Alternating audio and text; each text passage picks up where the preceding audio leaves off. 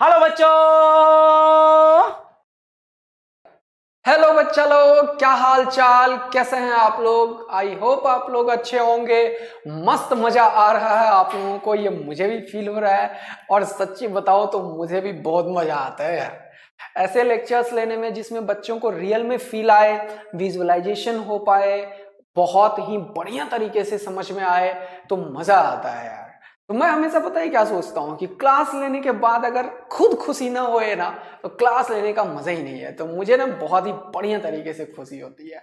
चलिए, बहुत बढ़िया बच्चों, इतना प्यार देने के लिए थैंक यू सो मच। तो फिर से आज का लेक्चर एक धमाकेदार एनर्जी के साथ शुरू करते हैं और आप लोगों का वेलकम करता हूं मैं। जल्दी से आ जाइए और पेन कॉपी लेकर रेडी होके आना, बता दे रहा हूं पहले बेटा। चलो सर शुरू करते हैं। ये रहा आपके सामने फर्स्ट क्वेश्चन। फर्स्ट क्वेश्चन मैंने रखा है बेटा स्यूडो फोर्स के ऊपर, राइट? Yes sir. तो स्यूडो फोर्स के ऊपर ये रहा फर्स्ट क्वेश्चन आपका। पॉज कीजिए और सॉल्व कीजिए, फटाफट आंसर भी बताइए कि कौन सा आंसर इसमें मैच कर रहा है, और जल्दी से हमें बताइए फर्स्ट क्वेश्चन का आंसर क्या है बेटा।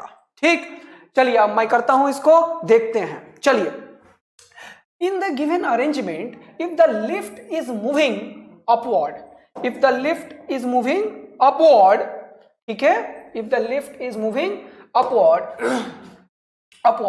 with acceleration g by 2, then force exerted by a string on ceiling, ये है सीलिंग बेटा। ये फोर्स की बात किया है, मतलब यहां का उसने पूछा, बता दे बेटा टेंशन क्या है, बता दे बेटा टेंशन क्या है। तो ये अपन करने वाले हैं। चलिए, बहुत ही बढ़िया बात है सर, शुरू करते हैं। चलो, जब भी ऐसा क्वेश्चन मिलता है तुम्हें तो 1 मिनट में कुछ बात फिर से करना चाहूंगा। जल्दी से देख लो, मजा आएगा तुम्हें।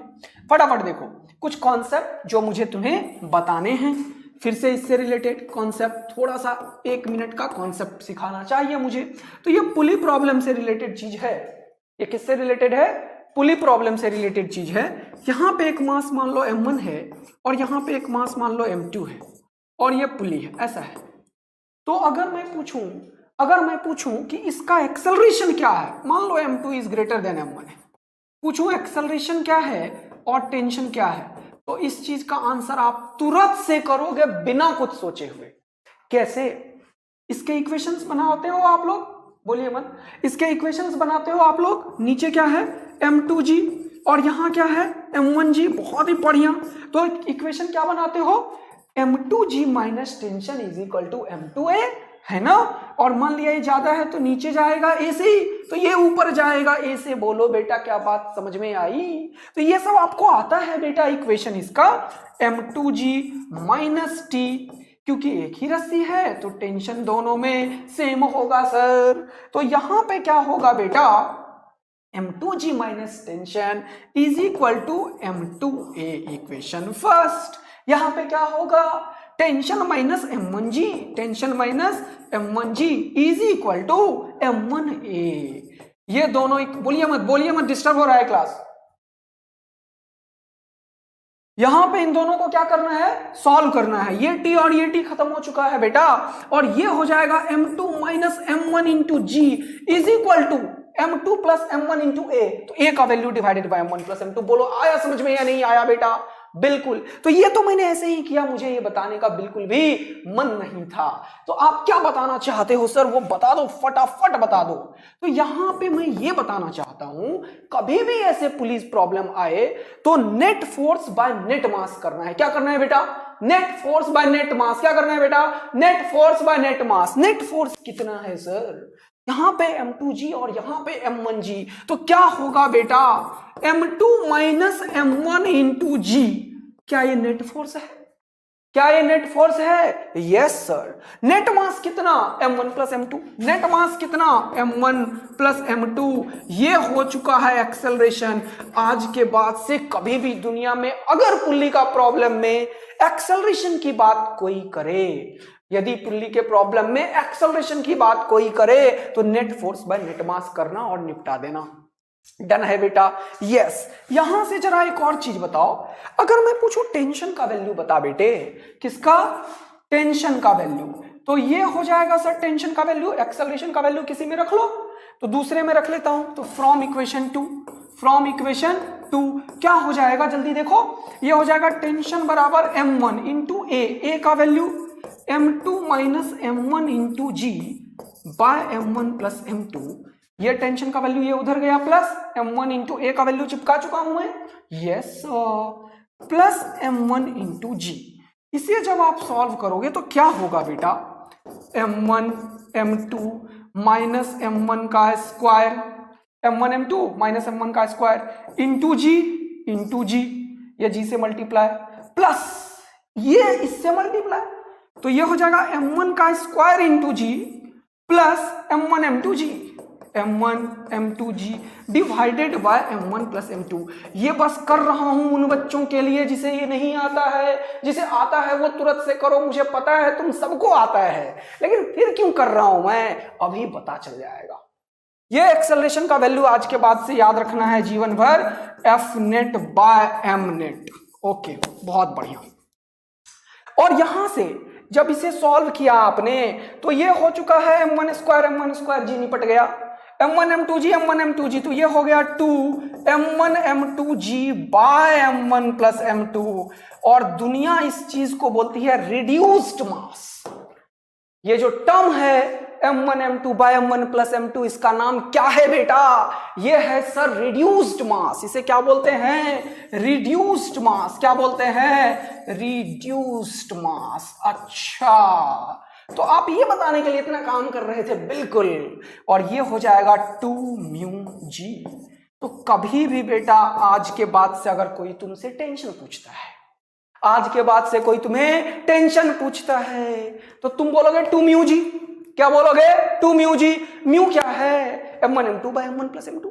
अरे म्यू क्या है मेरे भाई, m1 m2 bye m1 plus m2। वाह सर, मजा आ गया जीवन का। और म्यू का वैल्यू हमें समझ में आ चुका है। पक्का डन है, पक्का। तो इस क्वेश्चन को करने में मेरे ख्याल से तुम्हें कितना टाइम लगेगा जरा देख। ये रहा क्वेश्चन, ओके, देख कितना फास्ट करते हैं अपन। सर इसका आपने पूछा, ये जा रहा है ऊपर g/2 से, बहुत सुंदर। ये कितने से जा रहा है, g/2 से। कितने से जा रहा है, ये मैंने कर दिया थोड़ा सा खराब। ओके, ये जा रहा है g/2 से ऊपर। अब क्वेश्चन पूछ रहा है कि बताओ यहां का टेंशन कितना होगा। तो याद करो वो दिन जब स्यूडो फोर्स पढ़ाया था। क्या पढ़ाया था, स्यूडो फोर्स। जरा ध्यान दो, स्यूडो फोर्स में करते क्या है अपन, जो फ्रेम ऑफ रेफरेंस है, मतलब जो एक्सेलरेटेड फ्रेम है, ये कितने से एक्सेलरेट हो रहा है, g/2 से, उस फ्रेम में जाके तुम क्वेश्चन को सॉल्व करते हो, यही करते हो, है ना। तो ये जो पुली वाला सिस्टम है, इसके ऊपर पहले से नीचे लग रहा है g, और इस फ्रेम का एक्सेलरेशन ऊपर है g/2। तो स्यूडो फोर्स में करते क्या है, जो फ्रेम का एक्सेलरेशन होता है उसे पलट के इसके ऊपर एक g/2 नाम का और इसके मास का मल्टीप्लिकेशन कर देते हैं। सर ये क्या बोल दिया, समझ में नहीं आया, निपट गए हो क्या, निपट गए हो, लग रहा है निपट गए। देखो स्यूडो फोर्स में क्या करते हैं बेटा, कोई भी अगर क्वेश्चन लिया तुमने, स्यूडो फोर्स जिसे आता है वो आगे बढ़ के सॉल्यूशन देखो, इसको मत देखते रहो। तो कैसे पता है स्यूडो फोर्स लगाना है सर, ये एक्सेलरेटिंग फ्रेम में लगता है। Acceleration of frame of reference अगर है तो स्यूडो की बात करते हैं। यदि सपोज करो ये कोई क्वेश्चन है, मान लो यहाँ पे एक मास ही हैंग कर दिया, स्यूडो सिखा रहा हूं सर, हमें आता है, मुझे पता है, लेकिन बहुत सारे ऐसे लोग देखते हैं जो पहली बार उन्हें नहीं आता है, उनके लिए बोल रहा हूं। तो स्यूडो फोर्स होता क्या है, अगर कोई भी लिफ्ट है, कार है, अगर वो एक्सेलरेट हो रहा है बेटा, तो वैसे क्वेश्चंस में न्यूटन्स लॉ को अगर आप उसी के फ्रेम में जाके इंप्लीमेंट करना चाहते हो, तो आपको एक फोर्स तो इसका mg लग ही रहा होता है, एक नया फोर्स लगाना पड़ता है, स्यूडो फोर्स। वैसे PSUDO है, P लिखना चाहिए। वो फोर्स होता क्या है, वो होता है mass of the body, mass of the body, mass of the body into acceleration of frame of reference के बराबर। ये है स्यूडो फोर्स का मैग्नीट्यूड। क्या है ये? मैग्नीट्यूड ऑफ स्यूडो फोर्स जो होता है वो acceleration of frame of reference लेना होता है, हाँ, और मास ऑफ द बॉडी लेना होता है, हाँ, और उन दोनों को प्रोडक्ट करके इसके ऊपर इस एक्सेलरेशन के अपोजिट में लगाना होता है। मतलब डायरेक्शन ऑफ स्यूडो फोर्स क्या है sir? Direction of pseudo force क्या है? ये होता है opposite to the acceleration of frame of reference. बोलो क्या बात समझ में आ रही है? तो स्यूडो फोर्स के ऊपर मैंने क्वेश्चन लिया, पुली के ऊपर लिया तो थोड़ा पुली का बेसिक कराया, थोड़ा स्यूडो का बेसिक कराया, इसीलिए। तो देखिए दोबारा से, सर ये लिफ्ट है, ए से एक्सेलरेट हो रहा है, तो आपने इसका mg तो लगा दिया, लेकिन आप इसी के फ्रेम में चले गए हो तो आपको इसका एक्सेलरेशन लेना है, फ्रेम ऑफ रेफरेंस का, जिसमें तुम हो उसी को फ्रेम ऑफ रेफरेंस बोलते हैं, और मास ऑफ द बॉडी लेना है, दोनों को मल्टीप्लाई करना है और एक्सेलरेशन के अपोजिट में लगा देना है। तो ये रहा मास और ये रहा ma। तो अब जो इसमें टेंशन होगा वो कितना होगा? mg plus ma। क्या बात समझ में आ चुकी है? स्यूडो फोर्स समझ में आया? तो मेरा मकसद है बेटा न्यूमेरिकल के थ्रू फिजिक्स सिखाना, और क्योंकि न्यूमेरिकल एग्जाम में आता है यार बच्चों, तो न्यूमेरिकल में तुम लोग इतना थ्योरी पढ़ते रहते हो, न्यूमेरिकल तक आते आते निपट गए, लेकिन तुम्हें निपटना नहीं है भाई, तुम्हें पूरा एनर्जी के साथ रखना है। तो यार ये जो बीच बीच में मैं थोड़ा थ्योरी बताता हूं वो कितना फायदे कारक है आप लोगों के लिए, और आप लोग में से कितने लोग बोलते हो नहीं सर ये बेस्ट है जो आप करते हो, मुझे जरूर बताना ये बात यार, ठीक है? कि बीच बीच में सर आप थोड़ा सा फिजिक्स को डिस्क्राइब कर देते हो, बेसिक्स क्लियर कर देते हो, ये कितना बेस्ट है, बेस्ट बताना मुझे। अगर बेस्ट का लाइन से मैसेज आया तो अगले क्लास में करूंगा, अदरवाइज नहीं करूंगा। तो जरूर कमेंट करना, अभी कमेंट करके बताना कि इसका कितना रिक्वायरमेंट है और ये कितना फायदा पहुंचाता है आप लोगों को, ठीक है? ओके चलिए, मुझे पता है जिसे आता है वो ये क्यों देखेगा यार, वो तो आगे स्लाइड वीडियो बढ़ा के देखेगा, तो उससे मैं पूछ ही नहीं रहा अभी ये क्वेश्चन कि जिसे आता है। तो मुझे ये मत पता मुझे आता है, मुझे आता है, मुझे पता है सबको आता है, लेकिन वो 10% बच्चा जिसे नहीं आता है, जो थोड़ा कम समझता है, उसके लिए मैं बात कर रहा हूं। तुम्हें फायदा पहुंचा रहा है तो जरूर बताना बेटा, तो नेक्स्ट क्लास में रखेंगे, अदरवाइज इतना एक्सप्लेनेशन नहीं रखेंगे। चलिए अब आया समझ। तो ये क्वेश्चन में सर आपने पूछा है कि यहां पे 2m है और यहां पे m है, बताओ यहां का टेंशन क्या है यदि ये g/2 से जा रहा है। हाँ, तो एक तो इसके अंदर 2mg लगा दिया, और क्योंकि ये ऊपर जा रहा है तो प्लस g/2 भी लगा दिया। हाँ बेटा कोई दिक्कत की बात नहीं है। यहां पे एक तो mg लगाया और दूसरा g/2 से ऊपर जा रहा है तो g/2 भी लगाया। यानी कि कहने का मतलब अगर ये नहीं था तो gg नीचे था तो टेंशन का वैल्यू था 2μg। लेकिन अगर ये g नया वाला g हो चुका है, ये नया वाला g हो चुका है, कितना? 3g। कितना हो चुका है? 2 + 1 3g/2। तो ये क्या हो जाएगा? g इफेक्टिव हो जाएगा। क्या मजा आया? तो डायरेक्ट टेंशन इसमें निकल चुका है सर, मेरा डायरेक्ट टेंशन निकल चुका है इस क्वेश्चन में, और उसका वैल्यू 2μg इफेक्टिव है। बिल्कुल बेटा, तो डायरेक्ट टेंशन लिख रहा हूं मैं यहां से, 2μ का value m1 m2 m1 + m2। अच्छा ये बात था, बिल्कुल, इसीलिए तो बेटा 2μg सिखाया है मैंने। क्या सिखाया है? 2μg, और म्यू क्या? रिड्यूस्ड मास। कितना? m1 m2 m1 + m2। नीचे बेटा gg लग रहा था, इसीलिए g है, और नीचे अगर लगने लगा g इफेक्टिव तो लिखेंगे g इफेक्टिव मतलब 3g/2। हाँ जी बेटा यही लिखेंगे। अच्छा, तो आपने एक लाइन में टेंशन निकाल के रख दी बिना इक्वेशन लिखे, इसीलिए उतनी देर से थ्योरी पढ़ा रहा था। और मैंने यहां का टेंशन पूछा तो पुली का एफबीडी बना लेंगे। ये रहा टेंशन T डैश, और यहाँ पे टी और यहाँ पे टी, है कि नहीं, पूरा का पूरा सेम। तो ये टी डैश एक्चुअल में किसके बराबर होगा, 2t के, और 2 और t का वैल्यू सर मेरे पास है, किसने बोला नहीं है आपके पास, जरा बोलिए t का वैल्यू सर। ये 2m इंटू एम कितना हो गया भाई, 2m स्क्वायर, तो लिखा मैं t is equal to 2 into 2m square, अच्छा, बाई 3m, अच्छा, इंटू 3g/2, हाँ जी बेटा, आपने तो निपटा दिया है सर, ये निपट गया, ये निपट गया, ये भी निपट गया। तो आंसर क्या हुआ भाई, 2mg, कितना हुआ आंसर भाई, 2mg। तो यहां पे आंसर कितना, 2mg, आंसर कितना 4mg।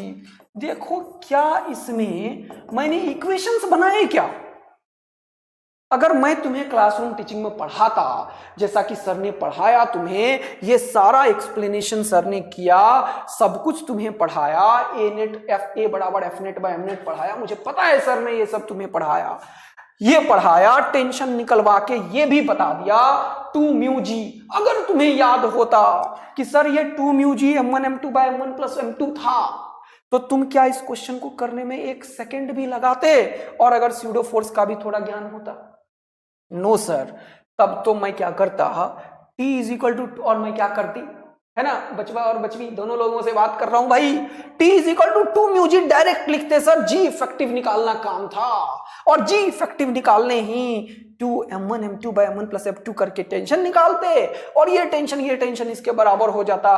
क्या एक डिफिकल्ट लुकिंग प्रॉब्लम, क्या एक ज्यादा इक्वेशन इन्वॉल्व प्रॉब्लम को हम एक लाइन और दूसरा लाइन, 2 लाइन में सॉल्व कर सकते हैं या नहीं, यदि हमें ये सब बेसिक चीजें पहले से पता है।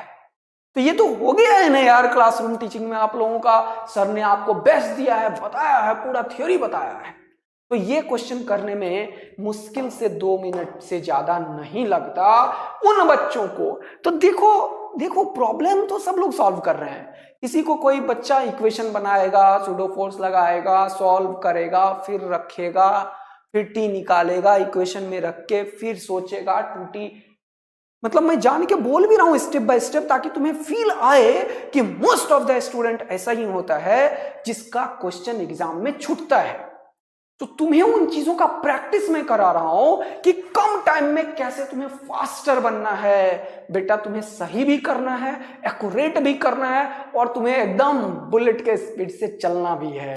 तो सारा कुछ तुम्हें सीखना पड़ेगा यदि तुम्हें चाहिए फिजिक्स में 120 में 100+ मार्क्स, चाहे वो मेंस में हो या 180 में 170 प्लस मार्क्स, चाहे वो नीट में हो। और एडवांस के लिए तो दिमाग है ही अपने पास, उसके लिए तो एक से एक बेहतरीन क्वेश्चन में लाता ही हूं हमेशा, उसमें आप लोगों का IQ चाहिए होता है हमारे मेहनत के साथ साथ।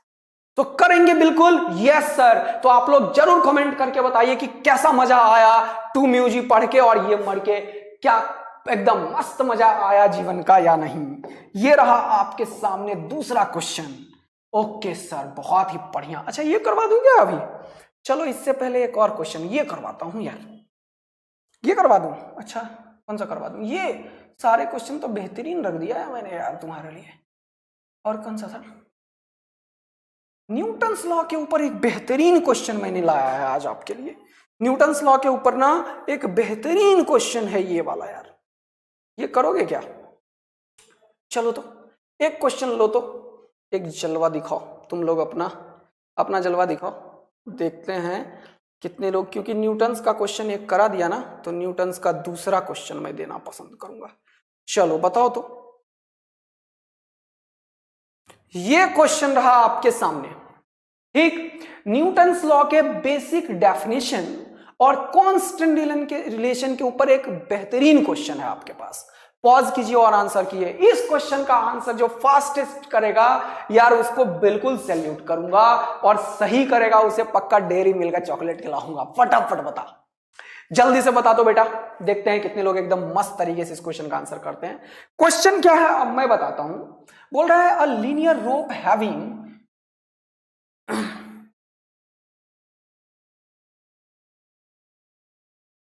ठीक है, क्वेश्चन है अ लीनियर रोप, जल्दी से देखना, a linear rope having linear mass density lambda, ये रोप है जिसका कि लीनियर मास डेंसिटी लैम्डा है। लीनियर मास डेंसिटी क्या होता है? लीनियर मास डेंसिटी क्या होता है आप लोगों को पता है? हाँ सर बिल्कुल पता है, मास पर यूनिट लेंथ, अगर स्मॉल से बात करोगे तो, है ना, ये होता है dm/dx। ओके ठीक है सर, लीनियर मास डेंसिटी, यानी कि अगर हमें dm की आवश्यकता पड़ेगी तो हम लैम्डा इंटू dx करेंगे। हाँ, और dx क्या है? लेंथ है। dx क्या है? लेंथ है, लेंथ। तो लेंथ कैसे निकलता है? वेलोसिटी एक छोटे से टाइम में। ये इंफॉर्मेशन हमें यूज करना पड़ेगा, तो करेंगे, मैंने एक लाइन पढ़ के लिख दिया है। ठीक है, बोल रहा है अ हॉरिजॉन्टल फोर्स अप्लाई हो रहा है यहां पे, एक हॉरिजॉन्टल फोर्स बेटा, वाह मजा आया। So that the lower portion of the rope, ये रस्सी है, थोड़ा और अच्छा डायग्राम बना सकता था मैं, ये सटा हुआ और ऐसे तुम खींच रहे हो, राइट ना, जमीन से खींच रहे हो तो ये उठता हुआ जा रहा है ऊपर। फील आया तुम्हें फिजिक्स? रस्सी है और इधर से तुम खींच रहे हो, फोर्स कांस्टेंट लगाया है तुमने, अ हॉरिजॉन्टल फोर्स F, ये डायरेक्शन भी कांस्टेंट है, मैग्नीट्यूड भी कांस्टेंट है। So that lower portion of the rope is at rest, ये फोर्स लगा रहे हो, ये जो लोअर पोर्शन है रोप का यहां तक, एक्चुअल में यहां तक कांटेक्ट बनाना चाहिए, थोड़ा सा यहां पे जो है ना फोटो अच्छा बनाने के चक्कर में ऐसा हुआ है, ये यहां तक है और लोअर पोर्शन रेस्ट पे है और ये ऊपर जा रहा है, ठीक है। And upper portion is moving with constant velocity v0, अच्छा ये जो अपर पोर्शन है ये v0 वेलोसिटी से कांस्टेंट मूव कर रहा है, as shown in the figure, the value of f is, एक बेहतरीन क्वेश्चन है ये जो आपको 1000 फिजिक्स सिखा सकता है। तो मैं बेसिक डेफिनेशन के ऊपर फिजिक्स का ये क्वेश्चन लिया हूं, जरा समझो, अगर मजा आए तो जरूर बताना, देखना कितने सारे कॉन्सेप्ट है इस क्वेश्चन में। तो इसमें मैं फिजिक्स का सारा वो बेसिक मेथड यूज करूंगा जो मुझे पहले से पता है। अच्छा, तो पहला बेसिक मेथड ये है कि फोर्स जो होता है ना, अबे मैं ये क्या कर रहा हूं तभी, ये मैं क्या कर रहा हूं बेटा, अच्छा फोर्स जो होता है ना सर वो होता है dp/dt, rate of change of momentum force के बराबर होता है, हमें ये पता है, ठीक है। तो कभी भी अगर मुझे ये निकालना है फोर्स तो मैं डेल्टा p/डेल्टा t करूंगा, ये एक चीज है। अब पहला क्वेश्चन मैंने तुमसे पूछा कि यार जब वेलोसिटी इस रोप का कांस्टेंट है, सुनना बात को ध्यान से, आंसर करना फटाफट, कमेंट स्टार्ट, अगर इसका वेलोसिटी कांस्टेंट है तो ये फोर्स कर क्या रहा है भाई, ये फोर्स क्या कर रहा है? आज तक तो मैंने ये नहीं सुना था कि बॉडी पे फोर्स भी लग रहा है और उसका वेलोसिटी भी कांस्टेंट है। तुमने सीखा था क्या ये? तुमने आज तक सीखा है ये कि बॉडी के ऊपर फोर्स लगा रहे हैं और बॉडी का वेलोसिटी कांस्टेंट हो, ऐसा तुमने सीखा है क्या? नो सर, एक फोर्स जो है बॉडी के ऊपर एक्सेलरेशन प्रोड्यूस करता है और एक्सेलरेशन होता है v final minus v initial by delta t, तो दोनों बराबर नहीं हो सकता, यानी कि ये कांस्टेंट वेलोसिटी क्यों लिख दिया यार? बोल रहा है ये कांस्टेंट वेलोसिटी से अपर वाला रीजन चल रहा है, अपर ये है और लोअर ये है, ये है लोअर रीजन, ये है अपर रीजन। अपर वाले रीजन का वेलोसिटी v0 है जबकि एक एक्सटर्नल फोर्स लग भी रहा है। ये कैसा फिजिक्स है, ये कौन एक्सप्लेन करेगा? फटाफट बताओ, और कैसा लगा ये बात सोच के आपको, ये भी बताओ, मजा आया जीवन का या नहीं? बोलो बेटा। तो अब सुनना, एक्चुअल में क्या हो रहा है कि ये, अब इसका फिजिक्स डिस्कस करता हूं यार, मजेदार फिजिक्स है इसका, जरा देखो। ये सर एक हॉरिजॉन्टल सरफेस है और यहां पे आपका एक रोप है सर, जरा फील करो इसको बेटा, फिजिक्स को फील करो। ओके, इस पॉइंट पे मैंने F फोर्स लगाया है और ये वाला पॉइंट v0 वेलोसिटी से जा रहा है, यानी कि ये अगर v0 से जा रहा है तो ये जो ऊपर में है ये भी v0 से जा रहा है। कोई हर्जा? नो सर, क्योंकि ये पूरा का पूरा स्ट्रिंग जो है वो ऐसे जाएगा, है ना? ओके, अब जरा एक और बात देखेंगे बेटा, अब जरा एक और बात देखेंगे बेटा, ये जो पॉइंट मैंने कांटेक्ट पॉइंट माना है P, मैंने क्या माना है? कांटेक्ट पॉइंट को P माना है। कांटेक्ट पॉइंट को P माना है। इस P पॉइंट का वेलोसिटी क्या होगा, मैं उसमें इंटरेस्टेड हूं यार। What is the velocity of point P? ये जो जंक्शन है उसका वेलोसिटी क्या होगा, मैं उसमें थोड़ा इंटरेस्टेड हूं पहले। ठीक, चला देखना। ये VP पॉइंट अगर मान लो VP से जा रहा है इधर, तो ये पॉइंट इस रस्सी से भी अटैच है और ये पॉइंट इस रस्सी से भी अटैच है। यस, तो ये पॉइंट अगर यहां पे पहुंच जाएगा, जरा फील करो इस फिजिक्स को यार, जरा फील करो इस फिजिक्स को। तो यहां पे अगर ये VP यहां पे आ गया तो ये वाला स्ट्रिंग भी खाली हो जाएगा और ये वाला स्ट्रिंग भी खाली हो जाएगा। बोलो हाँ है ना? क्या बात समझ में आ रही है? यस, यानी कि किसी भी dt टाइम में अगर ये VP से गया तो ऊपर वाला भी VP से आगे चला गया और ये वाला भी रस्सी यहां पे आ गया, तो फाइनली ये दोनों स्ट्रिंग जो ऊपर में है और जो नीचे में है, क्या वो दोनों खुल चुका है बाहर? बोलो हाँ यार। और क्योंकि तुम यहां से पकड़ के खींचे जा रहे हो और इस रस्सी का वेलोसिटी कांस्टेंट है, इसका मतलब यहां से जो रस्सी एक्चुअल में निकला होगा उस वेलोसिटी, उस रस्सी का लेंथ और यहां से जो स्ट्रिंग निकला होगा उसका लेंथ किसी एक पर्टिकुलर dt टाइम में सेम होगा या अलग होगा? ये बताओ, सेम होगा या अलग होगा? क्या बोला, दोबारा सुनो। ये VP पॉइंट ऊपर से भी अटैच है, नीचे से भी। अगर किसी dt टाइम में ये VP पॉइंट यहां पे आया, इसका मतलब रस्सी का लेंथ वेलोसिटी इनटू टाइम, यानी कि VP dt ऊपर वाला लेंथ खाली हो गया, VP dt लेंथ खाली हुआ। क्या VP dt लेंथ नीचे से भी खाली हुआ? बोलो हाँ है ना? और ये दोनों का जो सम है, उतना ये वाला उतने ही टाइम में खींचेगा। ये दोनों का लेंथ जो है वो V0 dt के बराबर होगा, तभी ये स्ट्रिंग रहेगा, अदरवाइज ये स्लैग हो जाएगा या ज्यादा हुआ तो टूट जाएगा। क्या ये एक्सप्लेनेशन फिजिक्स का समझ आ रहा है या नहीं? ये समझ में आया? ये रस्सी का लेंथ का जो सम होगा वो V0 dt के बराबर होगा सर, तभी ये वाला चीज हमेशा स्ट्रिंग जो होगा वो टाइट होगा और हर एक पॉइंट V0 वेलोसिटी से अपर रीजन का चल रहा होगा, जैसा कि इस क्वेश्चन वालों ने बोला। क्या बात क्लियर क्रिस्टल दिमाग में है? यस। तो क्या मैं बोलूं यहां पे कि इस तरीके से तो ये dt निपट चुका है, खुबाच ये ट्वाइस ऑफ VP V0 के बराबर है और VP का वैल्यू V0/2 हो चुका है सर या नहीं? जल्दी से बता दे बेटा। हाँ सर, इसका मतलब ये P पॉइंट का जो जंक्शन वाला वेलोसिटी है वो V0/2 है, लेकिन जैसे ही ये रस्सी ऊपर के रीजन में आता है, जरा अब सोचना यार, अब सोचना, बहुत मजेदार बात बोल रहा हूं। ये एक तो नीचे वाला रीजन है, एक ऊपर वाला रीजन है। ये क्वेश्चन अभी वेट कर रहा है कि वेलोसिटी कांस्टेंट है तो ये फोर्स कर क्या रहा है। इस क्वेश्चन का आंसर चाहिए मुझे भाई लोग। ठीक, अब सुनो, जैसे ही ये ऊपर आता है तुरंत से इंस्टेंटेनियस हो रहा है ये सब काम, इसका वेलोसिटी फिर से V0 हो जाता है। ऐसा क्वेश्चन वालों ने बोला कि upper region of upper portion is moving with constant velocity, मतलब वो रस्सी जो तुम खींचते जा रहे हो उसका नीचे से ऊपर आते ही वेलोसिटी कितना बन रहा है? V0। ऊपर आते ही वेलोसिटी कितना हो रहा है? V0। और जो नीचे बैठा हुआ है उसका वेलोसिटी कितना है?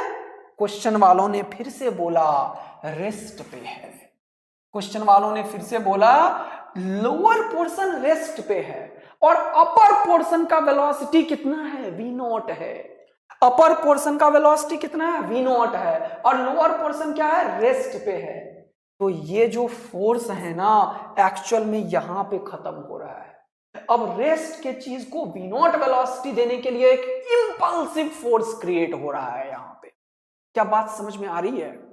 रेस्ट के चीज को V0 वेलोसिटी देने के लिए एक इंपल्सिव फोर्स क्रिएट हो रहा है हर एक सेकंड पे। इसीलिए एक फोर्स की आवश्यकता है हमें यहाँ पे, और वो फोर्स एक इंपल्सिव फोर्स क्रिएट करके एक रेस्ट वाले रीजन को वी नॉट वेलोसिटी क्रिएट कर देता है। और हमने देखा है कि फोर्स जो होता है वो rate of change of momentum है। तो ऊपर वाले का ये जो स्ट्रिंग है ऐसा, ये जो स्ट्रिंग है ऐसा, ऊपर वाले का वेलोसिटी अभी भी वी नॉट है और थोड़ी देर के बाद भी वी नॉट है, बाद में भी वी नॉट है। यानी कि ऊपर रीजन के पोर्शन में कोई भी मोमेंटम में चेंज नहीं आता है। ऊपर वाला पोर्शन का कोई भी मोमेंटम में चेंज नहीं आ रहा है, लेकिन नीचे वाले के मोमेंटम में जबरदस्त चेंज आ रहा है। कैसा चेंज आ रहा है? ये रुके हुए चीज को इसने एक वेलोसिटी प्रोवाइड कर दिया है। रुके हुए चीज को इसने वेलोसिटी प्रोवाइड कर दिया। कितना? रुका हुआ चीज तुरंत से वी नॉट वेलोसिटी गेन कर ले रहा है। रुका हुआ चीज तुरंत से वी नॉट वेलोसिटी चेंज कर देता है। यानी कि अगर, अब सुनना बात को ध्यान से भाई, अगर मैं ये बोलूं यहां पे, अगर मैं ये बोलूं कि ये जो लोअर रीजन वाला स्ट्रिंग है, सुनना यार, बहुत बेहतरीन क्वेश्चन दिया हो, हजारों फिजिक्स को डिस्कस कर रहा हूं मैं, इंपल्स को यूज कर रहा हूं मैं, मोमेंटम को यूज कर रहा हूं मैं, स्ट्रिंग कांस्टेंट के कॉन्सेप्ट को यूज कर रहा हूं कि यहां का लेंथ, यहां का लेंथ और ये जो निकला दोनों बराबर होगा। तुम्हें फील दिलाने की कोशिश करता हूं कि फोर्स लगने के बाद यदि किसी पोर्शन का वेलोसिटी कांस्टेंट है, इसका मतलब वहां पे कहीं ना कहीं इंपल्सिव फोर्स यूज हो रहा होगा और वो किसी और रीजन में यूज हो रहा होगा, और वही हो रहा है यहां पे। इस रुके हुए रीजन का जरा फील करो बच्चों, बहुत ही बढ़िया फिजिक्स है। इस रुके हुए रीजन का देखना बेटा, रुके हुए रीजन को ऊपर आते हैं वेलोसिटी कितना मिल गया? V naught. और पहले क्या था? रेस्ट पे जीरो। पहले आए जीरो वेलोसिटी और अब वेलोसिटी हो जा रहा है वी नॉट। वेलोसिटी कितना हो जा रहा है? वी नॉट हो जा रहा है। बोलो तो किस पोर्शन का वो वेलोसिटी हो रहा है? नीचे वाले पोर्शन का या ऊपर वाले का या दोनों का? नहीं सर, ऊपर वाला का हर एक पोर्शन वी नॉट से मूव कर रहा है, ऐसा क्वेश्चन वालों ने बोला है, ऐसा क्वेश्चन वालों ने बोला है। तो नीचे वाले का ही मोमेंटम में चेंज हुआ है। इसका मतलब ये फोर्स जो खपत हुआ वो नीचे वाले के मोमेंटम में जो चेंज आया उसके बराबर होगा सर। ये लाइन समझ में अगर आया ना तुम्हें तो समझो तुम एक्स्ट्रा ऑर्डिनरी में आ गए हो, तुम्हारा दिमाग सही लेवल पे चल रहा है। और मैंने काफी एक्सप्लेन किया है तो शायद सबको आना चाहिए समझ में। फिर भी ये बहुत ही बढ़िया क्वेश्चन है, बहुत सारा फिजिक्स है, तो हो सकता है किसी को ना आया हो, तो जल्दी से पीछे करके सुनना, इसको समझना। तो नीचे वाले पोर्शन में जो रेट ऑफ चेंज है मोमेंटम, वो है ये फोर्स। यस, तो नीचे वाले पोर्शन को कितना रेट ऑफ चेंज मोमेंटम आया? Final momentum minus initial momentum. तो फाइनल इसका वेलोसिटी हो चुका है v, और dt टाइम में मान लो ये dm मास निकाला, तो मास इंटू वी नॉट है ना। ये dm क्या है? मास है नीचे वाले का, और नीचे वाले को वेलोसिटी तुरंत से क्या मिल जा रहा है? V naught. तो मोमेंटम में चेंज क्या हुआ? पहले जीरो था, अब वी नॉट है, तो final momentum dm into v naught minus initial dm into zero by dt। क्या इसमें कोई हर्जा तुम्हें? नो सर, ये है फोर्स के बराबर। क्वेश्चन वालों ने हमसे पूछा है वैल्यू ऑफ F बताओ, ये जो फोर्स है इसका वैल्यू बताओ कितना लगा रहे हैं। ठीक है, बहुत ही बढ़िया। इसने एक और बात बोला, मास डेंसिटी लैम्डा है, तो मान लो नीचे वाले का जो लेंथ है वो dx खुला है, तो dx खुला है तो dm होगा लैम्डा dx। बोलो हाँ, dm होगा लैम्डा dx। हाँ, लिखो जल्दी से, dm होगा लैम्डा इंटू dx और into v naught divided by dt। बहुत मजा आ रहा है, लेकिन ये dx जो है वो लेंथ किसका लेना है? ऊपर वाले का, नीचे वाले का, या दोनों? सर मास लिया है नीचे वाले का, तो ये dx लेंथ भी लेना पड़ेगा नीचे वाले का। तो नीचे वाला लेंथ को किसी dt टाइम में कौन सा वेलोसिटी चलाने के लिए रिस्पॉन्सिबल है? VP velocity. कौन सा वेलोसिटी? वीपी वेलोसिटी रिस्पॉन्सिबल है। तो क्या लिखोगे तुम? नीचे वाले का जो dx लेंथ होगा वो एक्चुअल में वीपी dt होगा सर। बोलो क्या बात समझ में आई? और वीपी dt का मतलब v0/2 dt होगा, v0/2 dt होगा सर। तो यहां पे क्या आ जाएगा? dx का value lambda into v0/2 dt। ये लाइन यार समझ में आया या नहीं आया बच्चा लोग? और बच्चे लोग जल्दी बता दे, फटाफट बताओ कि ये लाइन समझ में आ रहा है या नहीं आ रहा है कि सर ये dm नीचे वाले का मास है, क्योंकि नीचे वाले के ही मोमेंटम में चेंज आया है, ऊपर वाले का मोमेंटम तो चेंज ही नहीं कर रहा है। ऊपर जाते ही v0 हो चुका है, तो v0 था।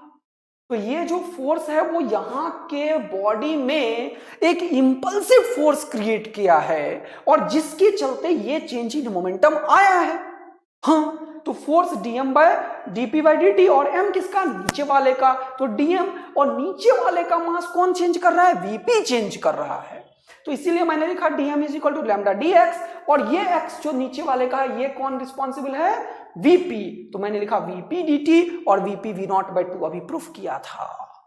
Yes, divided by dt, yes, और इनटू इसका v0। तो आंसर की प्राप्ति हुई। यस, dt खत्म, आंसर आ गया लैम्डा v0² 2। बोलो क्या मजेदार क्वेश्चन था या नहीं?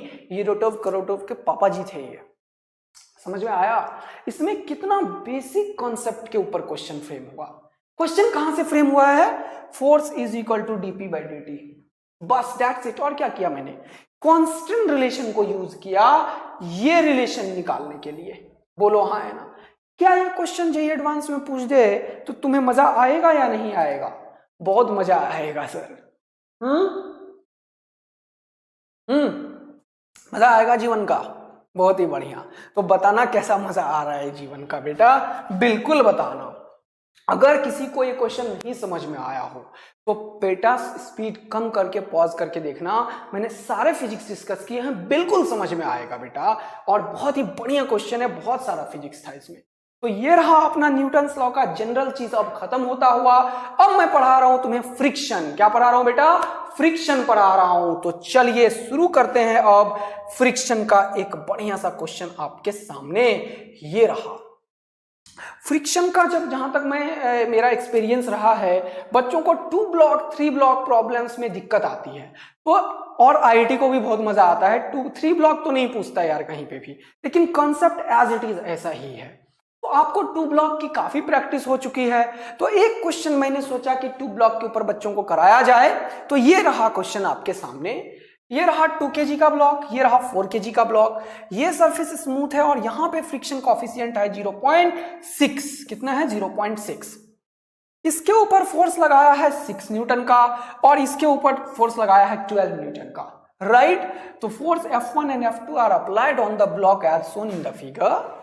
The frictional force in newton between 2 kg and 4 kg will be. यानी कि आपको बताना है कि इस रीजन में कितना फ्रिक्शन लग रहा है। फ्रिक्शन कितना लग रहा है इस रीजन में, ये आपको बताना है। आपके सामने इस क्वेश्चन का आंसर मुझे चाहिए। जल्दी से पॉज करो और 3 मिनट का समय दो और ये क्वेश्चन जल्दी से आंसर निकाल के बताओ कौन सा ऑप्शन सही है, और फिर मेरा एक्सप्लेनेशन देखना। अभी देखने की आवश्यकता नहीं है, राइट? Okay sir. तो चलिए इस क्वेश्चन के लिए मेरा एक्सप्लेनेशन अब मैं स्टार्ट करता हूं, ठीक है? ओके, चलिए देखिए। तो ऐसा कोई भी क्वेश्चन आए, ऐसा कोई भी क्वेश्चन आए, आपको करना क्या है वो बताता हूं। सबसे पहले आपको सिस्टम को एक कर देना है। सिस्टम को एक कर देना है। एक करने के बाद मानना है कि दोनों साथ साथ चल रहा है। दोनों साथ साथ चल रहा है, राइट? ये काम करना है। तो बताओ, ये रहा फोटो और यहां पे बताओ एक्सेलरेशन साथ साथ है ना, एक्सेलरेशन साथ साथ। तो यहां पे जब देखोगे तो ये दोनों का एक ही एफबीडी बना दिया मैंने। तो यहां पे 12 लग रहा है और इधर 6 लग रहा है और ये स्मूथ है। तो क्या लिखूंगा मैं? 12 माइनस 6/6। क्या ऐसा बोलूं? दोनों को एक साथ मान लिया, ये वाला एक्सेलरेशन फोर्स ज्यादा था तो माना ये दोनों इधर जा रहा है साथ साथ, तो साथ साथ जा रहा है तो एक्सेलरेशन साथ साथ वाला क्या होगा? F2 minus F1/6। तो हो गया 12 minus 6/6, 6/6 is equal to 1 metre पर सेकेंड स्क्वायर। ये फर्स्ट क्वेश्चन, ये ऐसे क्वेश्चन का 2 ब्लॉक के ऊपर कैसा भी क्वेश्चन बनाए, एक के ऊपर फोर्स लगाए, दूसरे के ऊपर फोर्स लगाए, दोनों के ऊपर फोर्स लगाए, नीचे के ऊपर फोर्स लगाए, ऊपर के फोर्स लगाए, ऊपर पे फोर्स लगाए, नीचे पे फोर्स लगाए, सबको ऐसे ही किया जाता है। आपको मान लेना है कि दोनों साथ साथ चल रहा है। यदि दोनों साथ साथ चल रहा है तो उसका एक्सेलरेशन क्या होगा ये आप निकाल लो। अब सुनना, मुझे पता है कि इस ब्लॉक के ऊपर इस 2 kg ब्लॉक को इधर कौन चलाएगा, तू बता आप जल्दी से। 2 kg ब्लॉक को लेफ्ट साइड में कौन चला रहा होगा? क्या इसके ऊपर डायरेक्ट फोर्स मैंने इधर लगाया है? नो। इन दोनों के बीच में सर एक कांटेक्ट फोर्स है जो कि फ्रिक्शन फोर्स है। उस फोर्स के चलते ये बोलेगा चल मेरे साथ। क्या बोलेगा? चल मेरे साथ। फ्रिक्शन बहुत ही बढ़िया चीज है यार। फ्रिक्शन हमेशा एक गाना गाता है, फ्रिक्शन हमेशा एक गाना गाता है। क्या? हम साथ साथ चलेंगे। ये हमेशा सबको साथ लेके चलता है। ये क्या गाना गाएगा? हम साथ साथ चलेंगे। तो देखो यहाँ पे ये साथ साथ चल रहा है बेटा, इसीलिए मैंने साथ साथ। फ्रिक्शन गाना गाएगा कौन सा? हम साथ साथ चलेंगे। फ्रिक्शन कैसा गाना गाएगा? हम साथ साथ चलेंगे। तो ये दोनों साथ साथ चल गया तो बेटा इसका एक्सेलरेशन आ चुका है 1 मीटर पर सेकेंड स्क्वायर। लेकिन भाई यदि ऊपर वाले ब्लॉक को देखो तो इधर की तरफ 6 न्यूटन का फोर्स लग रहा है और इसका साथ साथ के चक्कर में ये एक्सेलरेशन हो गया है 1 मीटर पर सेकेंड स्क्वायर। लेकिन इधर कौन सा फोर्स है? तो नीचे वाला इसको बोलेगा हम साथ साथ चलेंगे। तो जब ये खींचा होगा तो ये इसको बोलेगा हम साथ साथ चलेंगे। तो ऊपर वाले के ऊपर एक फ्रिक्शन फोर्स लगा होगा इधर, जिसके चलते ये 2 kg वाला ब्लॉक लेफ्ट साइड में मूव करेगा। क्या ये एक्सप्लेनेशन पूरा समझ में आ रहा है या नहीं? फटाफट बताओ। और कैसा लग रहा है ये एक्सप्लेनेशन इस क्वेश्चन का, ये भी बताओ। मजा आ रहा है या बिल्कुल मजा नहीं आ रहा है? एकदम बताओ बेटा। तो यहां पे ये 2 kg ब्लॉक के ऊपर स्टैटिक फ्रिक्शन फोर्स लग रहा है। मैंने बोला 2 kg ब्लॉक के ऊपर स्टैटिक फ्रिक्शन फोर्स लग रहा है जो कि इस 2 kg और 4 kg को साथ साथ 1 मीटर पर सेकेंड स्क्वायर से लेफ्ट साइड में ले जाने के लिए रिस्पॉन्सिबल है। तो क्या मैं जब 2 kg का एफबीडी बनाऊं तो यहां पे लिखूं एक फ्रिक्शन फोर्स। तो मैं ये 2 kg का एफबीडी बना दिया तो मैं क्या लिखूं बेटा? इधर की तरफ friction minus 6 is equal to 2, friction is equal to 8 newton. मतलब ये जो चीज मैंने लिखा है ये क्या देता है तुम्हें? ये देता है required value of friction force. Required value of friction force. जरा ध्यान से सुनना, किसी भी बच्चे को अगर 2 ब्लॉक प्रॉब्लम में अभी भी दिक्कत आती है उसके लिए मैं मेथड भी साथ साथ सिखा रहा हूं। पहला स्टेप, मान लो दोनों साथ साथ चल रहा है, एक्सेलरेशन निकाल लो। ठीक वैसे ब्लॉक का एफबीडी बनाओ जिसमें फ्रिक्शन इन्वॉल्वमेंट कर रहा है। तो 2 kg को लेफ्ट साइड ले जाने के लिए फ्रिक्शन ही रिस्पॉन्सिबल है। ऑल्दो मुझे यहां नहीं बनाना चाहिए यार, ये फोटो मुझे कहां बनाना चाहिए? ये फोटो नीचे बनाना चाहिए क्योंकि 2 kg ऊपर वाला ब्लॉक है कि नहीं? यस। तो फ्रिक्शन माइनस 6 करके फ्रिक्शन का वैल्यू निकला। क्या ये आंसर है? नो, ये आंसर कभी भी नहीं होता है, ये ध्यान रखना। ये बताता है कि इतना अगर फ्रिक्शन यहां पे है तो मैं तो साथ साथ चलूंगा, अदरवाइज मैं साथ साथ नहीं चलूंगा। ये वो चीज बताता है बेटा। ये बताता है कि अगर this is the value of required friction, right? तो अब तुम्हें चेक करना है कि what is the maximum value of friction between these 2 block. What is the maximum value of friction? तो फ्रिक्शन का जब मैक्सिमम वैल्यू की बात करोगे ना बेटा तो एफ मैक्स जो होता है वो होता है म्यू इंटू एन, और इस टाइम पे स्टैटिक फ्रिक्शन का मैक्सिमम वैल्यू है तो वो म्यू इंटू एन होता है। कोई भी फ्रिक्शन म्यू इंटू एन नहीं होता, मैक्सिमम वैल्यू होता है म्यू इंटू एन। तो मैक्सिमम स्टैटिक फ्रिक्शन यहां का निकालना है तो तुम्हें यहां का नॉर्मल लेना पड़ेगा, और यहां पे नॉर्मल 20 के बराबर होगा क्योंकि 2 kg ब्लॉक को ही रेस्ट पे रख रखा है। तो नॉर्मल का वैल्यू कितना हो गया 20 न्यूटन, और ये 0.6, तो 0.6 इंटू 20 कितना हो गया 12 न्यूटन। ये है maximum value of friction force, और ये है बेटा रिक्वायर्ड फ्रिक्शन फोर्स।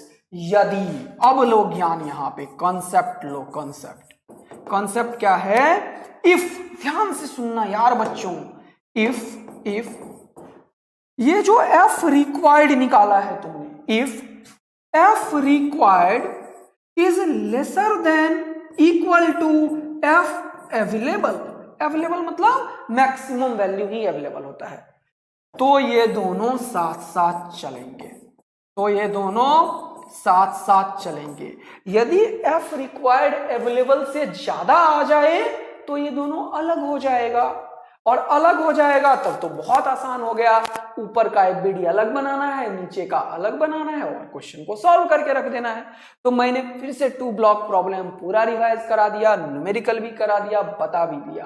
तो इस क्वेश्चन में एफ अवेलेबल कितना है 12 न्यूटन, कितना है 12, और यहां पे एफ रिक्वायर्ड कितना है 8, यानी कि 8 इसमें लग सकता है और दोनों को साथ साथ ले जा सकता है 1 से। तो अब इसका आंसर आप करोगे तो इस क्वेश्चन का आंसर अब क्या हो चुका है, फ्रिक्शन फोर्स 1-2 के बीच में कितना होगा 8 न्यूटन होगा, और मस्त मजा आ रहा होगा। क्या ये क्वेश्चन पूरा अच्छे से समझ में आया तुम्हें? ये 2 ब्लॉक का बेस्ट प्रॉब्लम मैंने लिया है, देख के आधे लोग का आत्मा कांपने लगता है कि दोनों तरफ फोर्स लगा दिया, अब मैं क्या करूं, क्वेश्चन को कैसे सोचूं। बेटा बेसिक 2 लाइन याद रखो, 2 ब्लॉक का कैसा भी, 3 ब्लॉक का कैसा भी प्रॉब्लम सॉल्व होता है। क्या 2 लाइन मैंने बोला है, पहला लाइन, पहले मान लो दोनों साथ साथ हैं, फिर उस ब्लॉक के एफबीडी में इंटरेस्ट दिखाओ जिसमें फ्रिक्शन रिस्पॉन्सिबल है, फिर F का रिक्वायर्ड वैल्यू निकालो, और अगर ये रिक्वायर्ड वैल्यू अवेलेबल वैल्यू से, अवेलेबल वैल्यू का मतलब F का मैक्सिमम वैल्यू से कम है, क्या है, कम है, तो फिर दोनों साथ साथ चलेंगे, अदरवाइज दोनों अलग हो जाएंगे, और अलग हो जाएंगे तो फिर तो मजा ही आ जाएगा जीवन का, फटाफट तुम दोनों का एफबीडी बनाना और आंसर आ जाएगा। क्या बात समझ में आ रही है या नहीं बेटा? यस सर, बिल्कुल आ रही है। डन। चलिए, तो एक और बेहतरीन क्वेश्चन आपके सामने ये रहा। ये क्वेश्चन बहुत ही छोटा क्वेश्चन मैंने लिया है, बस आपके कॉन्फिडेंस को बूस्ट करने के लिए लिया है। मुझे फास्टेस्ट आंसर चाहिए, मुझे फास्टेस्ट आंसर चाहिए इस क्वेश्चन का विद इन अ मिनट। जल्दी से पॉज करो, आंसर करो। और एक बच्चा पूछता है सर आप क्या पीते रहते हो? भाई पानी पीता रहता हूं, गला सूख रहा होता है और तेज बोलने में दिक्कतें आती हैं। ओके, चलिए बेटा, बहुत ही बढ़िया सर, ये रहा क्वेश्चन, और विद इन अ मिनट इस क्वेश्चन का आंसर चाहिए मुझे, विद इन अ मिनट। अच्छा चलो देखते हैं सर। अच्छा पढ़ते हैं। In the given arrangement what can be the maximum mass of block C का हमें निकालना है maximum mass, so that block A and B move together। जब C का मैक्सिमम मास हो तो ये दोनों भी अपना मैक्सिमम एक्सेलरेशन से चल रहा होगा। हाँ, यदि ये दोनों मैक्सिमम एक्सेलरेशन से चल रहा होगा तो फ्रिक्शन अपने मैक्सिमम औकात पे लग रहा होगा। हाँ, तो बस आंसर आ चुका है। तो सबसे पहले मैं बोलता हूं कि यार बच्चे, मान लिया इसका मैक्सिमम मास m है, तो इस बॉडी के पूरा का पूरा सिस्टम के ऊपर एक्सेलरेशन क्या होगा बताओ तो? सर आपने बताया F net by m net. F net कितना? नीचे mg। F नेट कितना? नीचे mg। F नेट कितना? नीचे mcg। तो ये रहा mcg बाय क्या? m plus m, 4m plus mc, 4m plus mc। क्या इसमें किसी को कोई दिक्कत? अभी सिखाया था, कोई भी क्वेश्चन हो, पुल्ली का हो, सुल्ली का हो, कैसा भी हो, मुझे दिख गया यहाँ है, स्मूथ है, और मैंने पहले बोला मान लो दोनों साथ साथ चल रहा है, मानने की आवश्यकता ही नहीं है, क्वेश्चन वालों ने बोला मूव टुगेदर।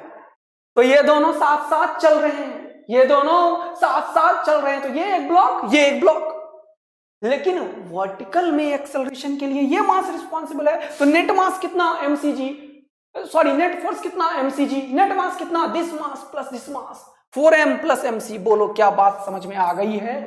हाँ सर, ये बात तो आपने समझा दिया। और क्योंकि एक्सेलरेशन भी मैक्सिमम होगा तो यहां पे फ्रिक्शन भी मैक्सिमम होगा, यानी कि इस m को, ये जो m नाम का है पहला वाला ब्लॉक, उसे, उसके ऊपर तो ये स्ट्रिंग डायरेक्ट कनेक्टेड नहीं है, उसका भी तो एक्सेलरेशन यही होगा जो तुमने निकाला है। बोलो हाँ, यानी कि इस m मास को आगे की तरफ कौन ले जा रहा है बेटा?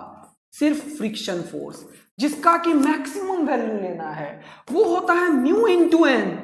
और इसका जब तुम मैक्सिमम वैल्यू देखोगे तो ये हो जाएगा n किसके बराबर? mg के बराबर। तो n is equal to mg हो जाएगा बेटा, और ये n mg के बराबर, तो फ्रिक्शन का मैक्सिमम वैल्यू कितना? म्यू mg के बराबर। किसके बराबर? म्यू mg के। और उसके चलते इसे एक्सेलरेशन कितना मिला है? amax, जिसका वैल्यू कितना है बेटा? mcg by 4m plus mc। क्या कोई भी दिक्कत किसी भी बच्चे को आया? तो ये रहा इक्वेशन, बना दो, net force is equal to mass into acceleration. तो क्या लिखोगे? म्यू mg, नेट फोर्स इधर लगा है, जो किसके बराबर होगा? इसका मास इनटू इसका acceleration, mcg by 4m plus mc। अच्छा, तो ये रहा ऐसा काम। हाँ, बोलो समझ में आया नहीं आया? बोलो समझ में आया नहीं आया? तो अगर तुम्हें ये पता चल जाए इस क्वेश्चन में कि सर a मैक्सिमम होगा क्योंकि m मैक्सिमम है, तो उसके लिए तो ये लिख लो आप, पहला स्टेप खत्म। दूसरा, ऊपर वाले को चलाने के लिए सर सिर्फ फ्रिक्शन रिस्पॉन्सिबल है, क्योंकि एक्सेलरेशन मैक्सिमम है तो फ्रिक्शन अपने मैक्सिमम औकात पे होगा, और फ्रिक्शन का मैक्सिमम औकात म्यू इंटू एन होता है। तो इसका मतलब फ्रिक्शन का मैक्सिमम औकात इसके मास इंटू एक्सेलरेशन के बराबर होगा। 3 लाइन में क्वेश्चन सॉल्व हो जाएगा बेटा। ये तो मैं एक्सप्लेन करता हूं, डिफरेंट के हेट्रोजीनियस क्राउड को एड्रेस कर रहा होता हूं, इसीलिए मैं सब कुछ एक्सप्लेन करता हूं। गेटिंग और नॉट? बात आ रही है समझ में? तो देखो क्या ये 2 लाइन में आंसर है? खुपाच खुपाच, टकाक टकाक। ये हो चुका है 4 mu m plus mu into mc, mu into mc is equal to mc। तो अपने को क्या निकालना है? mc का वैल्यू, उसको उधर ले जाओ, तो ये क्या हो जाएगा? mc कॉमन, ये हो जाएगा 1 minus mu is equal to 4 mu m। और आंसर हो चुका है mc का बेटा 4 mu m divided by 1 minus mu. देखो कौन सा आंसर आ गया? 4 mu m divided by 1 minus mu, 1 plus 1 minus. जल्दी से देखो तो, दोबारा देखो बेटा, 4 mu m divided by 1 minus m ही आएगा ना यार बच्चों? यस सर, बिल्कुल। तो 4 mu m divided by 1 minus mu, तो ये रहा अपना 4 mu m by 1 minus mu, ये माइनस होगा, और ये ऑप्शन आपका सही हो जाएगा। टाइपो है थोड़ा सा यहां पे। क्या इस क्वेश्चन को कोई भी बच्चा तुरंत से कर पाएगा या नहीं कर पाएगा?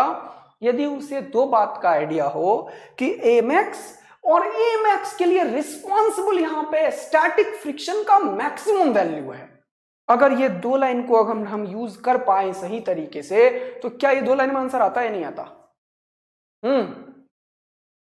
बोल बेटा, क्या सेट है कहानी?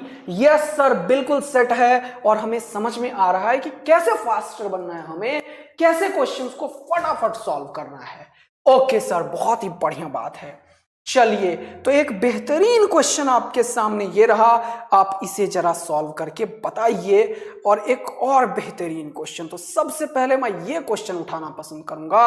ये एक बेहतरीन क्वेश्चन है, सारे क्वेश्चन एक पे एक है। चलिए, ये क्वेश्चन को पॉज कीजिए और सॉल्व कीजिए और तुरंत से मुझे ये बताइए कि अभी तक जितने क्वेश्चन मैंने आपको बताए उनके सॉल्यूशन कैसा लगता है आपको, कितना मजा आता है, कितना फील आता है, आत्मा में खुशी मिलती है या नहीं, मस्त मजा जीवन का आ रहा है या नहीं, बिल्कुल बताइए फटाफट। अभी तक 4 क्वेश्चन का सॉल्यूशन कैसा रहा फटाफट बताइए। और ये रहा आपके सामने अगला क्वेश्चन, बेटा देखिए, पढ़िए और सॉल्व कीजिए पॉज करके, फिर मेरा सॉल्यूशन देखिएगा। पहले आंसर बताइए, पहले आंसर बताइए। A block of mass m is placed over a rough horizontal plank. एक ब्लॉक है मास m का जो कि रफ हॉरिजॉन्टल प्लैंक पे है, जिसका कि फ्रिक्शन कोएफिशिएंट म्यू दे रखा है। ओके, 4m, ये मास 4m है और ये मास m है, which is placed over a smooth surface. 4m का मास एक स्मूथ सरफेस पे रखा हुआ है। ये किस पे है? स्मूथ सरफेस पे रखा हुआ है। Okay sir, as shown find maximum value of v naught. बोल रहा है वी नॉट का मैक्सिमम वैल्यू बताओ, वी नॉट का मैक्सिमम वैल्यू बताओ, so that block does not fall from the plank. Plank का लेंथ L है और इस प्लैंक से नीचे ना जाए। यहां पे फ्रिक्शन है और ये स्मूथ है। तो जरा सा पॉज करो, सॉल्व करो, फिजिक्स का अंडरस्टैंडिंग डेवलप करो, सोचो कि फिजिकली हो क्या रहा होगा, इस क्वेश्चन का फिजिक्स क्या होगा, पहले वो अपने दिमाग में सेट करो, फिर सॉल्यूशन सुनना। ठीक, चलो पहले पॉज करके क्वेश्चन को सॉल्व करो। अब मैं करता हूं, चलो देखो। इस क्वेश्चन में यहां पे रफ है और ये स्मूथ है, तो ये जो प्लैंक है बेटा, इस प्लैंक को आगे ले जाने के लिए इनफाइनेटिजिमल स्मॉल अमाउंट ऑफ फोर्स बहुत ही बढ़िया तरीके से एक्सेलरेट कर सकता है। मतलब एक स्मूथ सरफेस पे किसी बॉडी को एक्सेलरेट करने के लिए एक छोटे से अमाउंट का एक्सटर्नल फोर्स की रिक्वायरमेंट हो। तो जब आप इसको यहां से फेंके खुबाच, तो यहां पे क्या हुआ, यहां पे सर इस जगह पे लगा नॉर्मल mg के बराबर, और यहां पे इस रीजन में एक फ्रिक्शन लगा जो कि काइनेटिक है। यानी कि अगर म्यू का वैल्यू 2 नहीं दे रखा हो, स्टैटिक और काइनेटिक अलग अलग, तो आप जो म्यू है उसी को maximum value of static friction बोलोगे और उसी को काइनेटिक भी बोलोगे। तो फ्रिक्शन यहां पे अभी म्यू इंटू mg लग रहा होगा। कोई भी दिक्कत? No sir.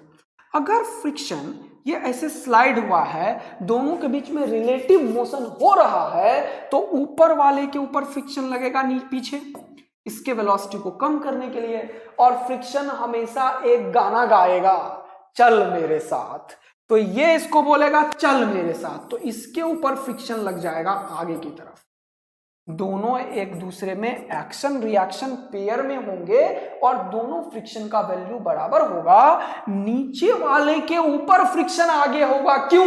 क्योंकि फ्रिक्शन गाना गाएगा चल मेरे साथ, और ये जा रहा है तो इसके साथ लेके जाने की कोशिश करेगा। और दूसरा भी समझ सकते हो, इन दोनों में रिलेटिव मोशन हो रहा है तो ऊपर वाले का फ्रिक्शन अपोजिंग नेचर का होगा। Friction opposes the relative motion, friction opposes the motion गलत स्टेटमेंट है। Friction sometimes help to the motion, है ना, मोशन में फ्रिक्शन कभी कभी मदद करता है। फ्रिक्शन हमेशा रिलेटिव मोशन को अपोज करता है। किसे अपोज करता है? रिलेटिव मोशन को। तो इन दोनों में रिलेटिव मोशन स्टार्ट हुआ, इसीलिए ऊपर वाले के ऊपर फ्रिक्शन पीछे और आगे वाले के ऊपर आगे। अदरवाइज तो बेस्ट बात क्या है, फ्रिक्शन गाना गाता है चल मेरे साथ, तो इसको आगे लेके जाएगा। ठीक, जैसे ही फ्रिक्शन फोर्स लगेगा, नीचे वाला जो ब्लॉक है उसको ये एक्सेलरेट कर देगा, क्योंकि ये स्मूथ सरफेस पे है। यस, तो ऊपर वाले के लिए एक्सेलरेशन जो कि रिटार्डेशन है पीछे लगेगा, वो हो जाएगा कितना वो देखो, और नीचे वाले के लिए कितना होगा वो देखो। तो अब मैंने क्या किया, ऊपर वाले को लिखा u और नीचे वाले को लिखा n। ठीक, फ्रिक्शन फोर्स दोनों में बराबर है जो म्यू mg के बराबर है। ऊपर वाले का एक्सेलरेशन होगा फ्रिक्शन फोर्स बाय m और नीचे वाले का फ्रिक्शन फोर्स बाय 4m। तो ये हो जाएगा म्यू जी, जो कि माइनस लिख देता हूं, पीछे लग रहा है, और इसके ऊपर हो जाएगा कितना, बोलो बेटा, m से m निपट गया, म्यू जी बाय 4, जो कि नीचे से लग रहा है। क्या कोई दिक्कत? This question is converted into another question in which we have a plank of mass 4m, and we have a block of mass m. Okay, no issue. The velocity of block is v naught. The acceleration of this plank is an, whose value is given by mu g by 4, and acceleration of this mass is in this direction, whose value is mu g. क्या ये question एक ऐसे question में convert हो गया है जो कि इस डेटा से खेलना है? Yes sir. अब सुनना, बात को मजा ना आ जाए तो बताना। बोल रहा है कि v नॉट का मैक्सिमम वैल्यू बताओ जिससे कि ये ब्लॉक नीचे ना गिरे, लेकिन इस ब्लॉक के ऊपर रिटार्डेशन लग रहा है पीछे, तो ये वेलोसिटी घटेगा ऑल्दो ये भी आगे चलेगा, लेकिन इसका वेलोसिटी घटेगा। एक टाइम आएगा जब ये वेलोसिटी घट के जस्ट यहां तक पहुंच जाए, ऑल्दो ये यहां पे नहीं होगा, ये कहीं और होगा क्योंकि नीचे वाला ऑलरेडी चल रहा है, और उसी टाइम पे इसका वेलोसिटी जो है वो 0 हो जाए। जब ये यहां से यहां पे पहुंचे और इसका वेलोसिटी 0 हो जाए, तब क्या वो वेलोसिटी मैक्सिमम होगा और ये गिरेगा भी नहीं? क्या ये फिजिक्स समझ में आया? क्या बोल दिया मैंने? दोबारा सुनो, ये भी चल रहा है, ये भी चल रहा है, लेकिन बोल रहा है कि v नॉट का मैक्सिमम वैल्यू बता जिससे कि ये ना गिरे, फॉल नहीं हो जाए इससे। तो इसका वेलोसिटी घट तो रहा है, तो एकदम से ये एंड में आए, इसका डायमेंशन कंसीडर मत करो। रिजिड बॉडी से पहले हर एक चीज पॉइंट मास बॉडी होता है बेटा, पॉइंट मास होता है, ये पॉइंट मास बॉडी है, ये लेंथ कंसीडर नहीं हो रहा है। तो यहां तक आया और वेलोसिटी अगर 0 हो जाए, एल लेंथ कवर करते हुए रिलेटिवली, तो क्या उस टाइम का वेलोसिटी मैक्सिमम होगा? Yes sir. तो अगर ये फिजिक्स समझ में आया तो ये रहा आपका आंसर। आपको क्या देखना है? आप इसी के ऊपर बैठ जाओ, मजे लो जीवन का। आप क्या हो? अरे बता ही नहीं रहे हो। पावरफुल बॉयज एंड गर्ल, पीवीजी हो। आप क्या हो? पीवीजी। तो आपको मैंने यहां पे बिठा दिया बेटा। जैसे ही आप इसके ऊपर बैठे ये रुक गया, जैसे ही आप इसके ऊपर बैठे ये रुक चुका है, और ये जो एक्सेलरेशन है इसे पलट के इसे खिला दो। अच्छा, अरे बताया तो था, पलट के इसे खिला दो तो ये हो जाएगा म्यू जी बाय 4, तो ये हो जाएगा 4 म्यू जी और म्यू जी 5 म्यू जी बाय 4। यानी कि अब ये क्वेश्चन एक ऐसे क्वेश्चन में कन्वर्ट हो गया कि ये दूरी तय करनी है l, इनिशियल वेलोसिटी है v नॉट और रिटार्डेशन है 5 म्यू जी बाय 4 ये ब्लॉक में, और फाइनल वेलोसिटी है इसका 0। तो मैं लगा देता हूं इसमें रिलेटिव में लगाता हूं v फाइनल रिलेटिव का square is equal to v initial relative का square plus 2a relative into s relative. बोलो मजा आया या नहीं आया? यस। तो v फाइनल कितना है बेटा? 0। u रिलेटिव कितना? ये चल नहीं रहा था शुरुआत में, ये चल रहा है v नॉट से, तो v नॉट का स्क्वायर प्लस 2। a रिलेटिव कितना? -5 म्यू जी बेटा बाय 4। और s रिलेटिव कितना? l। तो इस सबको इधर करो बेटा, तो ये हो जाएगा v नॉट का square is equal to 2 2 4 5/2 mu g L, और स्क्वायर उड़ाया तो क्या हो जाएगा? अरे स्क्वायर उड़ाया तो क्या हो जाएगा बेटा? स्क्वायर उड़ाया तो रूट हो जाएगा, यानी कि root under 5/2 mu g L is the answer. Root under 5 mu g L by 2 is the answer. मजा आ गया या नहीं आया बताओ मुझे? क्या क्या चीज को इन्वॉल्व करा रहा हूं प्रॉब्लम में, क्या ये तुम सोच पा रहे हो? फ्रिक्शन इन्वॉल्व कराया, रिलेटिव मोशन को इन्वॉल्व कराया, काइनेमेटिक्स के इक्वेशन को यूज कराया, एंड फाइनली ये भी दिखाया कि फिजिकल एनालिसिस कितना प्रॉब्लम है। तो यदि तुम फिजिक्स को विजुअलाइज कर रहे हो ना, इक्वेशंस पुराना थियोरेटिकल बेसिक क्लियर है, तो बेटा मजा ही मजा है फिजिक्स में। हर एक न्यूमेरिकल सॉल्वेबल होता है, लेकिन तुम पता है न्यूमेरिकल बच्चों से सॉल्व क्यों नहीं होता? क्योंकि वो कुछ ना कुछ मिस कर रहा होता है यार। उसे सोचने के लिए सीखता ही नहीं, वो सोचता है आंसर निकाल लो। अबे आंसर कैसे आ जाएगा, नहीं आएगा बेटा आंसर। पहले आपको फिजिक्स विजुअलाइज करने पड़ेंगे, टाइम लगेगा थोड़ा, एक बार में नहीं होगा, 2 बार दो, समय दो, बहुत ही बढ़िया तरीके से आपका लेवल राइज हो रहा है। और बिल्कुल होगा अगर आप कांस्टेंट वे में पढ़ रहे हो, क्योंकि सर ने आपको पूरा थियोरेटिकल नॉलेज दिया है, क्वेश्चंस भी कराए हैं अच्छे खासे, और मैं सिर्फ यहाँ पे क्वेश्चन करा रहा हूँ, रिवीजन भी करा रहा हूँ। तो बेटा ये आपको फिजिक्स वाले प्लेटफॉर्म पे जो बेस्ट चीज मिल रहा है ना, उससे आप बेस्ट ले लो, मैं यही बोलूंगा। और बिल्कुल बताना कि ये क्वेश्चन कैसा लगा यार तुम्हें। तो कैसे आईआईटी एडवांस में क्वेश्चंस मिक्स कॉन्सेप्ट के ऊपर आता है, वो मैं आपको बता रहा था बार बार यहां से। तो एक और बेहतरीन क्वेश्चन आपके सामने ये रहा बेटा, चलिए देखते हैं सर। बहुत ही बढ़िया, ये एक बहुत ही बढ़िया क्वेश्चन है। यदि आप फ्रिक्शन की बात करो तो फ्रिक्शन में ये बेहतरीन क्वेश्चन में से एक है बेटा, तो इसको देखना बनता है। पॉज कीजिए और सॉल्व कीजिए, पॉज कीजिए और सॉल्व कीजिए इस क्वेश्चन को जल्दी से, और ABCD में आंसर बता दीजिए आप। मुझे जल्दी से इस क्वेश्चन का आंसर चाहिए बेटा। पॉज कीजिए और सॉल्व कीजिए जल्दी से इस क्वेश्चन को, फटाफट बताइए जल्दी से।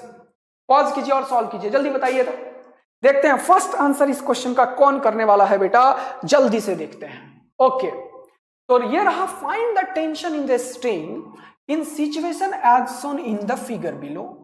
Forces 120 Newton and 100 Newton start acting when the system is at rest। ये पूरा सिस्टम है, रेस्ट पे है सर। यहां पे जो फ्रिक्शन है वो 60 न्यूटन का है बेटा, कितने का, 60 का। यहां पे फ्रिक्शन कितने का, 90 का। अच्छा, बोल रहा है 120 इधर लगा, 100 इधर लगा। ओके, बोल रहा है and the maximum value of a static friction is on 10 kg is 90 and 20 kg is 60। बोल क्या रहा है निकालने को, रस्सी का टेंशन कितना होगा। देखो ऐसे क्वेश्चन में क्या होगा, तुम्हें हर एक केस को विजुअलाइज करना पड़ेगा बेटा। तो हर स्टैटिक फ्रिक्शन जब आता है ना, तो विजुअलाइज करना पड़ेगा रियल चीज को। काइनेटिक फ्रिक्शन में तो कोई जान ही नहीं यार, क्वेश्चन लगाया, आगे पता है पीछे लगेगा, स्लिप हो रहा है, तो न्यूटन्स लॉ हो गया, F - F बराबर ma, बस दैट्स इट। काइनेटिक फ्रिक्शन में और क्या चलेगा, सारा खेल तो स्टैटिक फ्रिक्शन का है, जहां पे घुमाया जाता है क्वेश्चन को। तो देखते हैं इस क्वेश्चन को सर। तो इसमें सारे क्वेश्चंस को एक एक करके सॉल्व करो। पहले मान लो कि 10 kg 20 kg है, पहला केस 1 मान लो, एक केस तो यहीं पे सॉल्व करूंगा यार मैं। मान लिया कि बॉडी 120 दिख रहा है, मुझे इधर जा रहा है। अगर ये इधर जा रहा है तो तुम्हें पता है सबसे पहले यहां का फ्रिक्शन एक्शन में आएगा। फ्रिक्शन 90 न्यूटन वाला ओवरकम होगा, तब टेंशन एक्शन में आएगा। पहले कौन एक्शन में आता है, फ्रिक्शन, तब टेंशन। कौन पहले आता है, फ्रिक्शन, तब टेंशन। तो 120 लगाया तो 90 इधर लगा, फ्रिक्शन यहां पे कितना आया एक्शन में बेटा।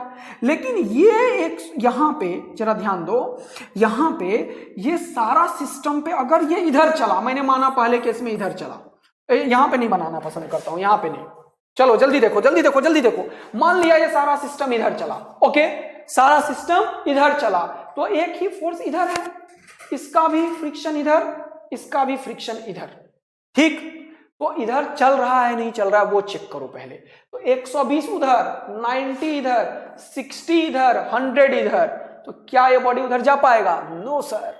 इधर का फोर्स 120 है और जो कि लेसर है 100, 90, 60 कितना हो गया, 150, 250 से।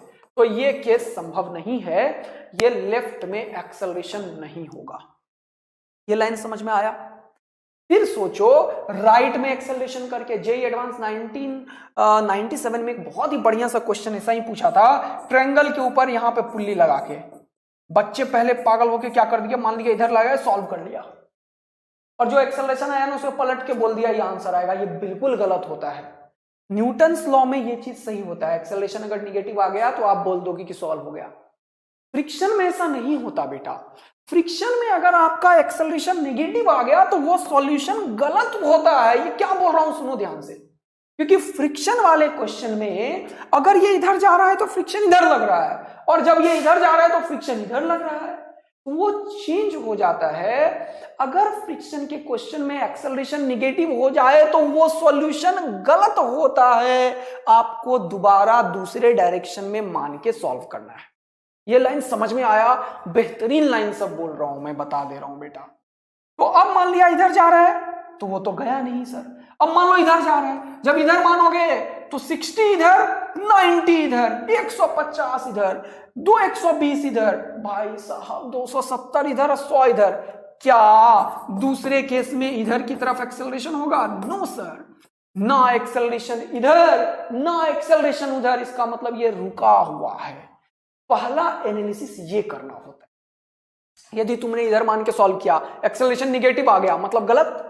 इधर मान के सॉल्व किया, फिर से एक्सेलरेशन निगेटिव आया, वो भी गलत। इसका मतलब वो रेस्ट पे है। ये पहला विजुअलाइजेशन होता है इसी प्रॉब्लम का। ठीक, अब हमें पता चल गया कि रेस्ट पे। तो अब क्वेश्चन को सॉल्व करो, अब क्वेश्चन को सॉल्व करो। अब देखो कैसे सॉल्व किया जाता है। ये पता चल गया है 120 है, और यहां पे पता है एक रस्सी है, यहां पे पता है, यहां पे कितना है 100, यहां का फ्रिक्शन फोर्स है 60 और यहां का फ्रिक्शन फोर्स है 90। अब देखना ध्यान से कैसे करते हैं इस प्रॉब्लम को सॉल्व। मान लिया कि ये इधर जा रहा है, तो पहले ये 90 कवर होगा, तब टेंशन एक्शन में आएगा। तो 90 इधर हो गया तो टेंशन कितना हो गया, जल्दी से बता दो, कितना हो गया भाई टेंशन? 30। अब यहां पे 30 तो इधर भी 30 और इधर 30। जरा ध्यान से देखना, एक एक चीज को ध्यान से सुनने की कोशिश करना बेटा, तुम एक एक चीज को ध्यान से सीखने की कोशिश करना। मान लिया मैंने क्या कि यहां पे 120 लग रहा है, तो सबसे पहले क्या एक्शन में आएगा? सबसे पहले एक्शन में आएगा क्या एक्शन में आएगा? फ्रिक्शन। 120 लगाया 90, बचा कितना? 30, बचा कितना? 30। तो 120 लगाया, 90 इधर कवर किया, 30 इधर आया, क्योंकि रुका ही हुआ है। ये एक्चुअल में 30 इधर लग गया। अब यहां पे 30 तो इधर भी 30। अब इधर लग रहा है 30 और इधर लग रहा है 100, तो यहां पे फ्रिक्शन कितना लगेगा जरा वो देखो। तो तुम मान लो यहां का फ्रिक्शन F, मान लो फ्रिक्शन यहां का F, सीखो ध्यान से, क्या लिखोगे? 100 minus 100 is equal to F plus 30। F का वैल्यू कितना आया? 670 न्यूटन। क्या F 70 है? सर मैक्सिमम से ज्यादा कैसे हो सकता है? यहां का मैक्सिमम 60 और ये बोल रहा है 70। इसका मतलब ये सॉल्यूशन भी गलत हो गया। ये सीख रहे हो या नहीं यार बच्चों? दोबारा देखो, ये फ्रिक्शन का वैल्यू 70 पॉसिबल ही नहीं है सर, 70 पॉसिबल ही नहीं है, क्योंकि 60 मैक्सिमम, इसीलिए सॉल्यूशन गलत हुआ। अब मानो कि इधर चल रहा है, दोबारा से फिर से देखो कैसे इस क्वेश्चन को सॉल्व करवा रहा हूं मैं तुम्हें, जरा फील करो बेटा। बहुत ही बढ़िया क्वेश्चन होता है ये, एक एक करके सॉल्व करके तुम्हें विजुअलाइज करना होता है, नहीं तो गलत हो जाता है बेटा। अच्छा ऐसा, हाँ, रिक्वायर्ड फ्रिक्शन जो हमारा है, ये रिक्वायर्ड फ्रिक्शन है। क्या है रिक्वायर्ड? इसका वैल्यू हमेशा अवेलेबल फ्रिक्शन से क्या होना चाहिए? कम, तब ये सही है। अदरवाइज ये गलत है। तो ये गलत हो चुका है, क्योंकि ये रिक्वायर्ड जो है वो ज्यादा आ चुका है अवेलेबल से, तो ये ऐसा केस संभव नहीं है। मतलब जो सॉल्यूशन किया वो गलत था। अब फिर इधर के लिए सॉल्व करो। तो इधर मान लिया 100, इधर मान लिया 100, तो यहां पे कितना? 60, यहां पे 60, तो यहां पे कितना? 40, यहां पे कितना? 40। तो फ्रिक्शन का रिक्वायर्ड वैल्यू कितना है? फ्रिक्शन का रिक्वायर्ड वैल्यू कितना है? 80।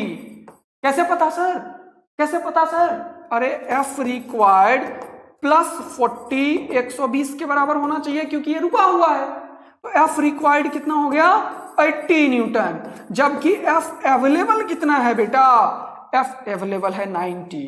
तो मैंने बोला F रिक्वायर्ड अगर लेसर है किससे? F अवेलेबल से, तो ये चीज मस्त चलेगा। तो इसका आंसर कितना हो गया है? 40 न्यूटन का टेंशन इस स्ट्रिंग में आया। ये चीज समझ में आया यार बच्चों? तो रियल आंसर और राइट आंसर क्या हुआ? 40 न्यूटन का इसमें क्या है? टेंशन है सर।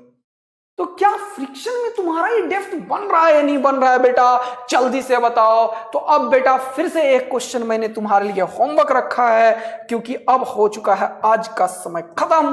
तो ये क्वेश्चन बहुत ही बढ़िया क्वेश्चन है। आप लोग ABCD में कौन सा आंसर है मुझे बताना। आंसर अभी बता दूं क्या? नहीं, आप लोग बताना तब मजा आएगा। नेक्स्ट क्लास में अभी तक जितने भी होमवर्क दिए हैं सबका आंसर बताऊंगा एक लाइन से पहले 5 मिनट में। तो मिलते हैं बेटा, तब तक के लिए bye bye. Thank you so much बच्चा लोग। और सुनिए आप लोग ध्यान पूर्वक मेरा बात, पढ़ाई अच्छे से कीजिए और एक एक क्वेश्चन के बारे में बताइएगा कि आप लोगों का लेवल क्या अप हुआ है बेटा। और मिलेंगे नेक्स्ट वीक में, और अपने पढ़ाई को फुल एनर्जी के साथ रहिए। थैंक यू बच्चा लोग, थैंक यू सो मच बच्चा लोग। पढ़ाई करते रहें। All the very best.